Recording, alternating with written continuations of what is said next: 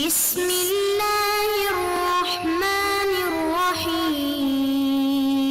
السلام علیکم ورحمۃ اللہ وبرکاتہ۔ بسم اللہ الرحمن الرحیم۔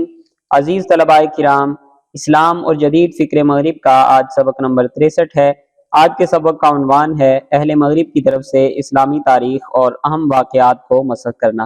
سب سے پہلے ہم یہ دیکھتے ہیں کہ پیغمبر صلی اللہ علیہ وسلم کے زمانے کے وہ اہم واقعات کون سے ہیں جنہیں مستشرقین نے غلط رنگ میں پیش کیا اور انہیں مسخ کر کے پیش کیا، اور ان واقعات کی غلط تصویر پیش کی اور ان سے اپنی مرضی کے نتائج پیش کیے۔ تو یہی جو واقعات ہیں ان کا تذکرہ جب مستشرقین کرتے ہیں تو انہی کے تذکرے میں وہ پیغمبر صلی اللہ علیہ وسلم سے اپنے تعصب کا اظہار بھی کر دیتے ہیں، اور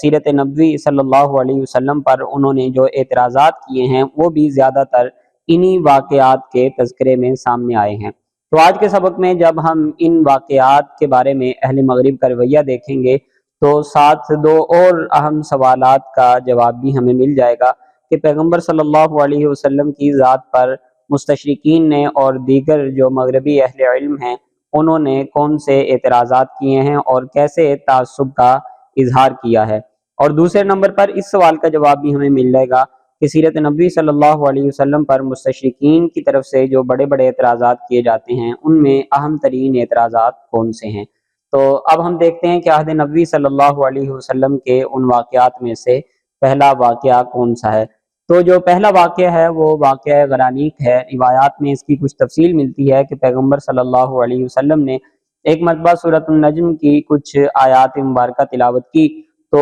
کسی شیطان نے کافروں کے دل میں کچھ ایسی باتیں بھی ڈال دی جو پیغمبر صلی اللہ علیہ وسلم نے نہیں کی تھی۔ تو کافروں نے یہ سمجھا کہ شاید یہ پیغمبر صلی اللہ علیہ وسلم نے تلاوت کی ہیں، یہ والی آیات ہیں اور ان کا مطلب ہمارے حق میں جاتا ہے، تو اس وجہ سے وہ بھی آپ صلی اللہ علیہ وسلم کے ساتھ سجدے میں شامل ہو گئے۔ تو اس واقعے کو مستشرقین نے غلط رنگ میں پیش کیا ہے اور مسخ کر کے پیش کیا ہے۔ اس کی تفصیل ابھی ہم دیکھتے ہیں۔ تو تاریخ طبری میں اس واقعے کی ایک ایسی روایت ہمیں ملتی ہے جو اگرچہ اپنی سند کے اعتبار سے تو کوئی مضبوط روایت نہیں ہے اور ثابت روایت نہیں ہے، البتہ اس سے مستشرقین بہت زیادہ استدلال کرتے ہیں۔ تو ہم دیکھتے ہیں وہ روایت کون سی ہے۔ چنانچہ یہ لکھتے ہیں کہ رسول اللہ صلی اللہ علیہ وسلم ایک دن قریش کی ایک مجلس میں بیٹھے تھے اور وہاں بہت سے آدمی تھے۔ آپ صلی اللہ علیہ وسلم نے یہ تمنا کی کہ اللہ اب کوئی بات ایسی آپ پر نازل نہ فرمائے جس سے وہ لوگ آپ صلی اللہ علیہ وسلم سے متنفر ہو جائیں۔ اس وقت اللہ تعالیٰ نے یہ سورہ نازل فرمائی، وَالنَّجْمِ إِذَا هَوَىٰ مَا ضَلَّ صَاحِبُكُمْ وَمَا غَوَىٰ۔ رسول اللہ صلی اللہ علیہ وسلم نے اسے قریش کے سامنے پڑھا اور اس مقام پر آئے أَفَرَأَيْتُمُ اللَّاتَ وَالْعُزَّىٰ وَمَنَاةَ الثَّالِثَةَ الْأُخْرَىٰ۔ تو شیطان نے یہ دو جملے تِلْكَ الْغَرَانِيقُ الْعُلَىٰ وَإِنَّ شَفَاعَتَهُنَّ لَتُرْتَجَىٰ آپ صلی اللہ علیہ وسلم کے دل میں القاء کیے۔ آپ صلی اللہ علیہ وسلم نے ان کو بھی پڑھا، پوری صورت ختم کر کے آخر میں آپ صلی اللہ علیہ وسلم نے سجدہ کیا۔ آپ صلی اللہ علیہ وسلم کے ساتھ تمام حاضرین سجدے میں گر پڑے، اور رات کو جب جبریل علیہ السلام آئے رسول اللہ صلی اللہ علیہ وسلم نے وہ صورت ان کو سنائی۔ جب آپ صلی اللہ علیہ وسلم ان شیطانی کلمات پر پہنچے، جبریل علیہ السلام نے کہا میں نے یہ تو آپ صلی اللہ علیہ وسلم کو نہیں پہنچائے۔ رسول اللہ صلی اللہ علیہ وسلم نے فرمایا اس کے معنی یہ ہوئے کہ میں نے غلط بات اللہ تعالیٰ سے منسوب کی۔ اللہ تعالیٰ نے یہ آیات آپ صلی اللہ علیہ وسلم پہ نازل فرمائی، وَإِن كَادُوا لَيَفْتِنُونَكَ عَنِ الَّذِي أَوْحَيْنَا إِلَيْكَ، یہ آیت مبارکہ اور اس سے اگلی آیت۔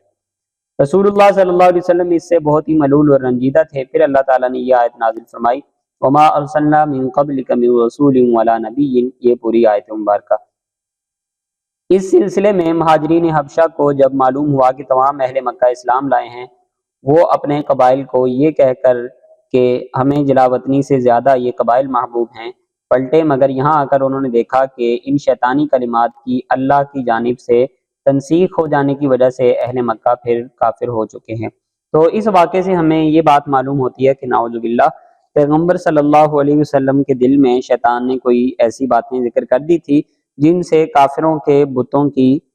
تعریف ہوتی تھی۔ تو پیغمبر صلی اللہ علیہ وسلم نے نعوذ باللہ وہی قرآن مجید کی آیات سمجھ کے تلاوت کر دی۔ کافروں نے یہ سمجھا کہ ہمارے حق میں وہی نازل ہوئی ہے، اس لیے انہوں نے بھی پیغمبر صلی اللہ علیہ وسلم کے ساتھ سجدہ کیا، اور لوگوں نے یہ سمجھا کہ شاید یہ سارے کافر مسلمان ہو گئے ہیں۔ اور پھر پیغمبر صلی اللہ علیہ وسلم کے پاس جبریل علیہ السلام جب آئے تو آپ صلی اللہ علیہ وسلم نے ان سے یہ ساری بات ذکر کی، تو جبریل علیہ السلام نے فرمایا کہ میں نے تو یہ آیات آپ تک نہیں پہنچائی۔ پھر آپ صلی اللہ علیہ وسلم پر ایک اور آیت نازل ہوئی جس میں آپ صلی اللہ علیہ وسلم کو تنبیہ کی گئی تھی، اور پھر جب آپ صلی اللہ علیہ وسلم اس پہ ذرا رنجیدہ ہوئے تو پھر آپ صلی اللہ علیہ وسلم کو تسلی دی گئی۔ تو یہ روایت اور یہ واقعہ اس کتاب میں موجود روایت سے ہمارے سامنے آتا ہے، جس سے مستشرقین بہت زیادہ استدلال کرتے ہیں اور اس کی ایک غلط تصویر پیش کی جاتی ہے۔ حالانکہ یہ جو آیات مبارکہ ہیں وَإِن كَادُوا لَيَفْتِنُونَكَ عَنِ الَّذِي أَوْحَيْنَا إِلَيْكَ، اور اسی طرح یہ جو آیات مبارکہ ہیں سورہ حج کی آیت،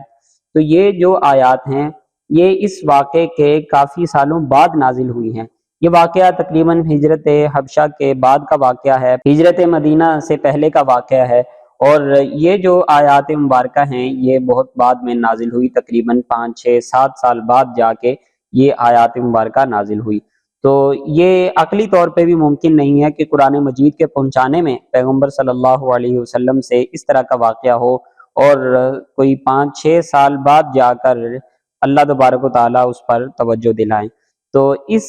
طرح کی جتنی روایات ہیں جن میں پیغمبر صلی اللہ علیہ وسلم کے حوالے سے یہ بات منسوخ کی جاتی ہے کہ آپ صلی اللہ علیہ وسلم کے دل میں انہوں نے کوئی اس طرح کی بات ڈال دی تھی یا شیطان نے کوئی اس طرح کی بات ڈال دی تھی، تو آپ صلی اللہ علیہ وسلم نے وہ قرآن مجید سمجھ کے تلاوت کر دی، وہ سند کے اعتبار سے بھی ثابت نہیں ہے، اور محدثین کرام نے انہیں باطل اور موضوع روایات کہا ہے۔ تو اصل جو واقعہ ہے اور اس کی جو تفصیل ہمیں تفسیر کی کتابوں میں یا دوسری مستند کتابوں میں ملتی ہے کہ پیغمبر صلی اللہ علیہ وسلم نے جب اس طرح تلاوت فرمائی تو شیطان نے کافروں کے سامنے یہ والی 2 بیچ میں جملے اس نے پڑھ دیے جس میں بتوں کی تعریف ہوتی تھی، تو کافروں نے یہ سمجھا کہ شاید پیغمبر صلی اللہ علیہ وسلم نے یہ تلاوت کی ہے۔ تو یہ واقعہ غرانیق ہے جس کا ایک غلط رنگ پیش کیا جاتا ہے۔ اسی طرح جو دوسرا واقعہ ہے حضرت زینب رضی اللہ عنہا سے نکاح کا واقعہ ہے۔ پیغمبر صلی اللہ علیہ وسلم کے نکاح میں آنے سے پہلے آپ رضی اللہ عنہا حضرت زید بن حارثہ رضی اللہ عنہ کے نکاح میں تھی، تو انہوں نے جب آپ رضی اللہ عنہا کو طلاق دی تو پھر آپ صلی اللہ علیہ وسلم نے حضرت زینب رضی اللہ عنہا سے نکاح کر لیا۔ قرآن مجید میں اس کی تفصیل بھی آتی ہے۔ اللہ تبارک و تعالیٰ نے مسلمانوں کو یہ بتانا تھا کہ جو منہ بولے بیٹے ہیں وہ احکام کے حوالے سے حقیقی بیٹوں کی طرح نہیں ہو سکتے، تو یہ بتانے کے لیے اور حضرت زینب رضی اللہ عنہا کی دلجوئی کے لیے پیغمبر صلی اللہ علیہ وسلم کو حکم دیا کہ ان سے نکاح کر لیجئے، تو آپ صلی اللہ علیہ وسلم نے ان سے نکاح کر لیا۔ تو اس واقعے کو بنیاد بنا کر مستشرقین نے اور مغربی علماء اور مفکرین نے پیغمبر صلی اللہ علیہ وسلم پر الزامات لگائے کہ نعوذ باللہ پیغمبر صلی اللہ علیہ وسلم اپنی خواہش پوری کرنا چاہتے تھے، یا آپ صلی اللہ علیہ وسلم نے اپنی بہو سے نکاح کر لیا۔ تو اس طرح کے جو واقعات ہیں اور اس طرح کے جو الزامات ہیں وہ اس واقعے کو بنیاد بنا کر مغربی مفکرین نے پیغمبر صلی اللہ علیہ وسلم پر لگائے۔ اور اسی طرح تعدد ازواج کا ایک ایسا واقعہ ہے اور ایک تاریخی حقیقت ہے جسے مستشرقین نے اور مغربی علماء اور مفکرین نے پیغمبر صلی اللہ علیہ وسلم کے حوالے سے غلط رنگ میں پیش کیا اور آپ صلی اللہ علیہ وسلم پر الزامات لگائے اس واقعے کو بنیاد بنا کر۔ اور یہ بات حقیقت ہے کہ پیغمبر صلی اللہ علیہ وسلم نے 1 سے زیادہ شادیاں فرمائی، اور ایک وقت میں آپ صلی اللہ علیہ وسلم کے نکاح میں 1 سے زیادہ ازواج مطہرات تھی، لیکن اس کی بنیاد پہ پیغمبر صلی اللہ علیہ وسلم پہ اپنی خواہشات کی اتباع کرنے کا الزام لگانا عقلی طور پر بھی قابل قبول نہیں ہے، کیونکہ پیغمبر صلی اللہ علیہ وسلم نے اس عمر میں جس عمر میں انسان اپنی خواہشات پوری کرنا چاہتا ہے ایک ایسی خاتون سے شادی کی جو آپ صلی اللہ علیہ وسلم سے عمر میں کوئی 10 15 سال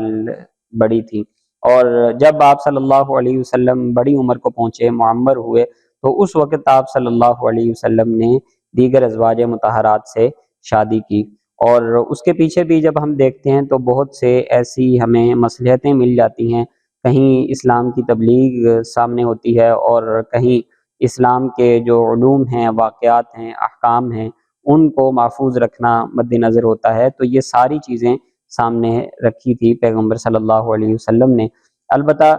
اگر مستشرقین کی بات کو دیکھا جائے کہ پیغمبر صلی اللہ علیہ وسلم نعوذ باللہ اپنی خواہشات کی اتباع کرنا چاہتے تھے، تو پھر جوانی میں پیغمبر صلی اللہ علیہ وسلم کو زیادہ نکاح کرنا چاہیے تھے، جبکہ ایسا نہیں ہے۔ تو اس طرح یہ جو تعدد ازواج کی ایک تاریخی حقیقت بھی ہے اور مذہبی حقیقت بھی ہے، اس کو غلط رنگ میں پیش کیا گیا مغربی علماء اور مفکرین کی طرف سے۔ اسی طرح پیغمبر صلی اللہ علیہ وسلم کے زمانے میں جتنی جنگیں ہوئی، جتنے غزوات ہوئے، جتنی جنگیں اور مہمات ہوئی آپ صلی اللہ علیہ وسلم کے زمانے میں، ان کو بھی غلط رنگ میں پیش کیا جاتا ہے مغربی علماء اور مفکرین کی طرف سے۔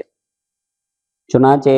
ایک اعتراض تو یہ کیا جاتا ہے کہ یہ لوٹ مار کی مہمیں تھی اور ان میں زیادہ زور اس لیے دیا جاتا تھا کہ اس سے بہت زیادہ پیسے ملتے تھے اور مال و دولت حاصل ہوتا تھا۔ بالخصوص غزوہ بدر میں جو آپ صلی اللہ علیہ وسلم نے قافلے کو روکنے کی کوشش کی تھی، تو اس حوالے سے غزوات پر اور ان جنگی مہموں پر بہت زیادہ اعتراضات کیے جاتے ہیں۔ حالانکہ اگر دیکھا جائے تو پیغمبر صلی اللہ علیہ وسلم نے یہ جنگیں از خود مول نہیں لی تھی اور شروع نہیں کی تھی، بلکہ پہلے جب پیغمبر صلی اللہ علیہ وسلم مدینہ منورہ آنے سے پہلے مکہ مکرمہ میں تھے، وہاں پر کافروں کی طرف سے ظلم و ستم بہت زیادہ تھا اور انہوں نے کئی سال، ایک پورا عشرہ اور ایک دہائی آپ صلی اللہ علیہ وسلم پر، انہوں نے صحابہ رضی اللہ عنہم اجمعین پر انہوں نے ظلم و ستم ڈھائے۔ اور اس کے بعد بھی جب پیغمبر صلی اللہ علیہ وسلم مدینہ منورہ تشریف لے آئے تو ان کی باقاعدہ کوشش یہ تھی کہ پیغمبر صلی اللہ علیہ وسلم کو مدینہ منورہ سے بھی نکال دیا جائے۔ اور بعض سیرت اور مغازی کی جو کتابیں اب آ رہی ہیں اور جو نئی تحقیقات ہو رہی ہیں، ان سے یہ بات بھی سامنے آئی ہے کہ انہوں نے اس دور میں 5 لاکھ درہم یا 5 لاکھ دینار خرچ کر کے اسلحہ منگوایا تھا کفار نے اور مکہ کے مشرکین نے، جو لازمی سی بات ہے مدینہ کے مسلمانوں پر ہی استعمال ہونا تھا، کیونکہ ارد گرد ان کی جو زیادہ تر لڑائی تھی وہ اور کسی سے نہیں تھی، تو مسلمانوں ہی کو انہوں نے اپنا دشمن بنایا ہوا تھا۔ تو ایسے میں اگر پیغمبر صلی اللہ علیہ وسلم ان کے خلاف اقدام کرتے ہیں تو یہ کسی طرح بھی لوٹ مار کی مہم نہیں ہو سکتی۔ رہی بات مال غنیمت کی، تو وہ بہرحال ان جنگی مہموں کے نتیجے میں پیغمبر صلی اللہ علیہ وسلم کو، مسلمانوں کو حاصل ہوا ہے، لیکن اس میں بھی ہمیں یہ بات ملتی ہے کہ یہ جو مال غنیمت تھا کبھی اسے کسی ناجائز ذریعے سے حاصل نہیں کیا گیا، اور نہ صرف مال غنیمت کی وجہ سے کوئی جنگی مہم آپ صلی اللہ علیہ وسلم نے ترتیب دی۔